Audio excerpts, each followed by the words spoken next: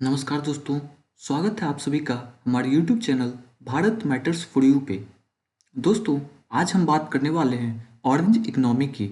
जी हाँ दोस्तों, वही ऑरेंज इकोनॉमी जिसका आज निर्मला सीतारमण जी बहुत बातें कर रहे थे बजट पेश करते हुए, और गवर्नमेंट के द्वारा इसे एग्रेसिवली पुश करने की बातें चल रही थी। तो देखते हैं और समझते हैं कि क्या है यह ऑरेंज इकोनॉमी और क्या कुछ इसमें होने वाला है। इन सारी चीज़ों को आज हम डिटेल में देखेंगे और समझेंगे। तो चलिए बने रहिए इस वीडियो में हमारे साथ। तो दोस्तों, ऑरेंज इकोनॉमी का मतलब होता है क्रिएटिविटी बेस्ड सेक्टर्स जैसे animation and VFX, gaming and esports, digital content and comics, design, music, creative media जैसे फील्ड्स। गवर्नमेंट का लॉजिक क्लियर है। Low capital, high youth participation, global export potential, job creation at scale. Paper पर सब कुछ perfect लगता है, लेकिन इसमें कई प्रॉब्लम्स भी हैं। उन प्रॉब्लम्स को हम देखते हैं और समझते हैं आगे के सेक्शंस में। अब आते हैं कोर इशू पर।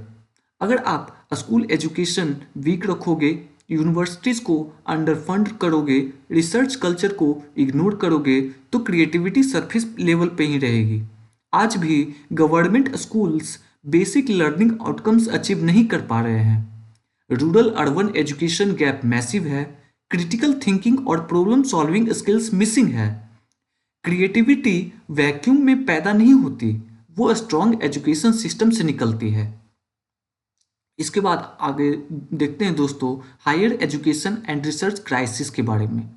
तो दोस्तों, एक अनकंफर्टेबल ट्रूथ हमारे इंडिया के लिए है कि India population wise world leader है, बट अगर बात करें टॉप ग्लोबल यूनिवर्सिटी लिस्ट की, तो उसमें इंडिया का प्रेजेंस लिमिटेड है।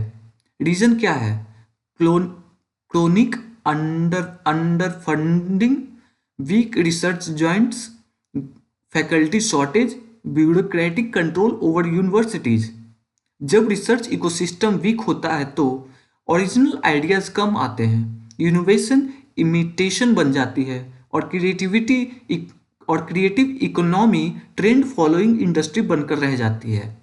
इसके बाद दोस्तों हम देखते हैं ग्लोबल कॉन्ट्राडिक्शन। इसमें हमारे साथ में एक गजब का कॉन्ट्राडिक्शन हो रहा है। इसे हम देखते हैं और समझते हैं। अब यहाँ एक कॉन्ट्रडिक्शन जो हो रहा है उसमें मैं आपको बता दूं, कई डेवलप्ड कंट्रीज चिल्ड्रन के स्क्रीन टाइम पर रिस्ट्रिक्शन लगा रहे हैं, सोशल मीडिया के साइकोलॉजिकल इम्पैक्ट पर कंसर्न जता रहे हैं, गेमिंग एडिक्शन को पब्लिक हेल्थ इशू मान रहे हैं, और हम क्या कर रहे हैं? Education reform slow, research reform slow, but screen centric economy को एग्रेसिवली पुश कर रहे हैं। ये मिसमैच नहीं तो क्या है? Short term jobs versus real term development को हम देखते हैं और समझते हैं।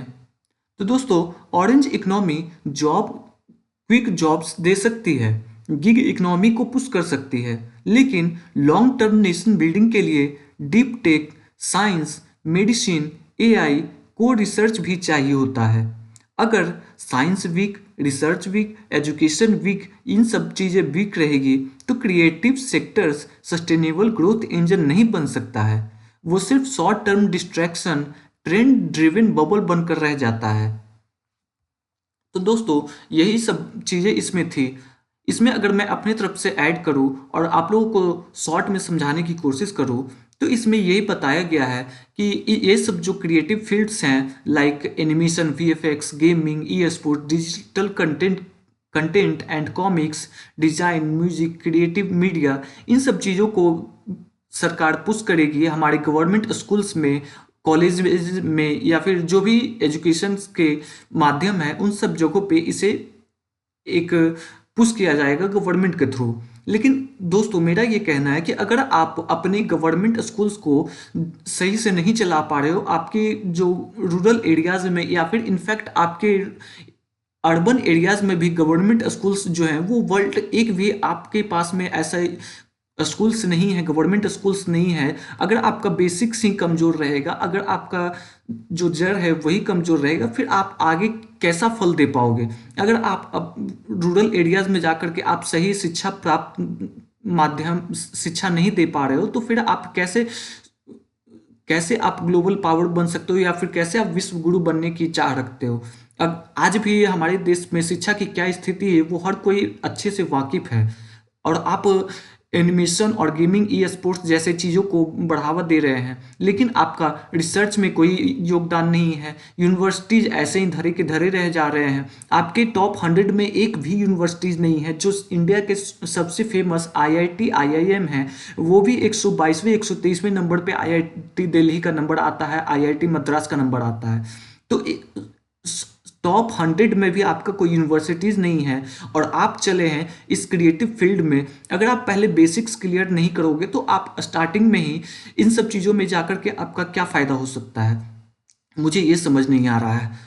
तो इन्हीं सब चीज़ों को लेकर के, और इनफैक्ट आप ये जो सोशल मीडिया की चीज़ें आपको आप पढ़ाने के लिए दे रहे हो या फिर जो भी कुछ सीखने के लिए दे रहे हो, बहुत सी ऐसी कंट्रीज हैं like Australia, like France, like और अदर कंट्रीज, वो बच्चों में स्क्रीन टाइम को कम करने के लिए सोशल मीडिया और कई चीज़ों पे बैन लगा रही है, और आप स्क्रीन सेंट्रिक चीज़ें ही बच्चों को पढ़ाने के लिए और सिखाने के लिए तत्पर हो। क्या ये सही है?